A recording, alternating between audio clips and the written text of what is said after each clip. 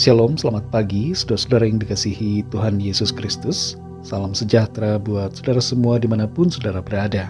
Damai dan sukacita oleh Roh Kudus melimpah senantiasa dalam hati dan kehidupan saudara semua. Sebelum kita mendengarkan renungan firman Tuhan, mari kita berdoa. Bapa Surgawi, Bapa dalam nama Tuhan Yesus Kristus, kami bersyukur untuk berkat kemurahan-Mu. Tuhan sudah menolong dan menyertai kami dari malam hingga pagi ini. Kembali kami ada saat ini, itu semua adalah anugerah-Mu. Kesempatan yang Tuhan berikan di hari ini, kami mau pakai bagi hormat dan kemuliaan nama Tuhan. Saat ini sebelum kami memulai aktivitas kami rindu diperlengkapi dengan firman-Mu. Jamah hati kami agar kami mengerti dan taat pada kehendak-Mu. Dalam nama Tuhan Yesus kami berdoa. Haleluya. Amin.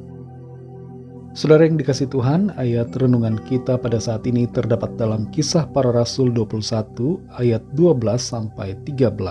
Tertulis demikian.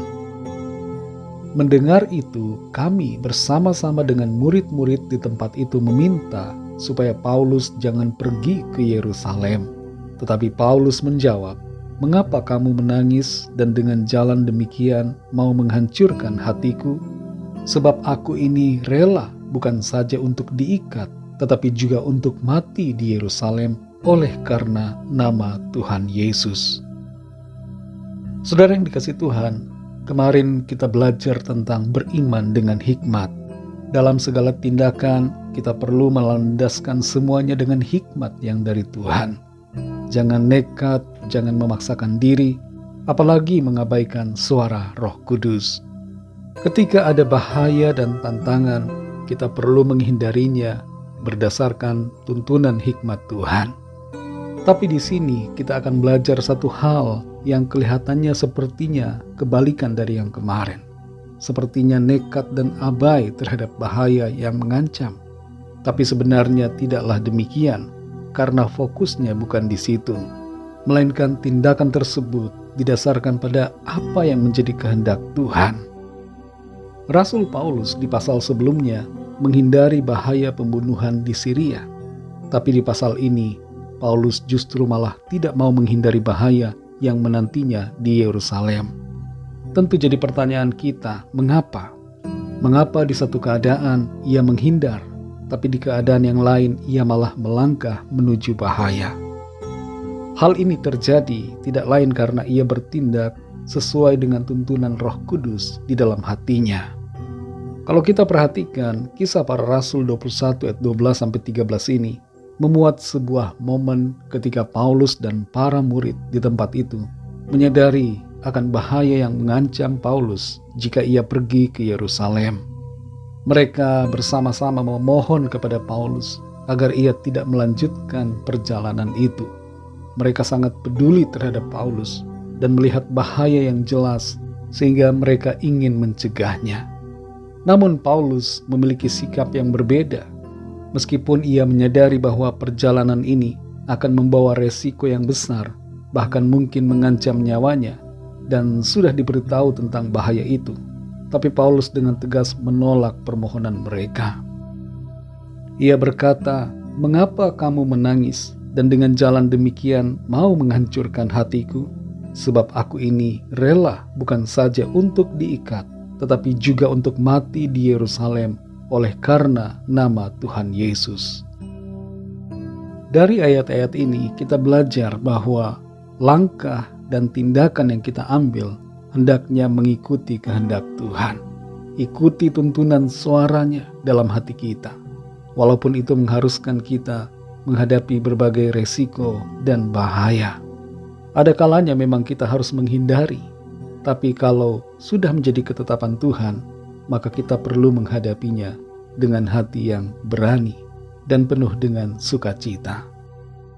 Dalam mengikuti panggilan dan rencana Tuhan, kita hendaknya rela untuk pikul salib dan mau berkorban bagi Tuhan sampai kepada nyawa kita. Terkadang tindakan kita yang disebut berlandaskan iman nampaknya seperti tindakan menceburkan diri kepada masalah. Tapi sebenarnya tidaklah demikian bila itu memang sudah menjadi ketetapan dan kehendak dari Tuhan. Kita mengerti kemudian bahwa keputusan Paulus pergi ke Yerusalem justru membuatnya dibawa ke Roma, dan di sana ia menjadi saksi Kristus dalam cara yang berbeda untuk menjangkau banyak orang, termasuk para penguasa.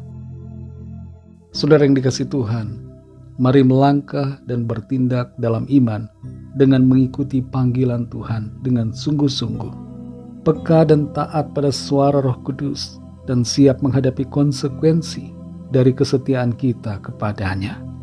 Di dalam seluruh perjalanan hidup ini, mari kita tetap tekun dalam melayani Tuhan, menyerahkan diri kita sepenuhnya secara total, dan mempercayai Dia dalam segala situasi yang mungkin kita akan hadapi. Tuhan akan memakai kita untuk menjadi alat bagi kemuliaan-Nya, dan Roh Kudus-Nya akan memampukan kita untuk menggenapi rencana-Nya. Mari kita berdoa. Bapa Sorgawi, Bapa dalam nama Tuhan Yesus Kristus, kami mengucap syukur untuk firman-Mu yang sudah kami dengar. Ada banyak hal yang tidak kami mengerti, tapi kami sadari bahwa dalam segala hal kami perlu untuk taat selalu akan kehendak-Mu. Karena itu berikan kami hati yang peka pada suara-Mu ya Tuhan, dan mentaati apa yang menjadi kehendak-Mu bagi kami. Tolong kami Tuhan, mampukan kami untuk bertindak dan melangkah dalam pimpinan-Mu.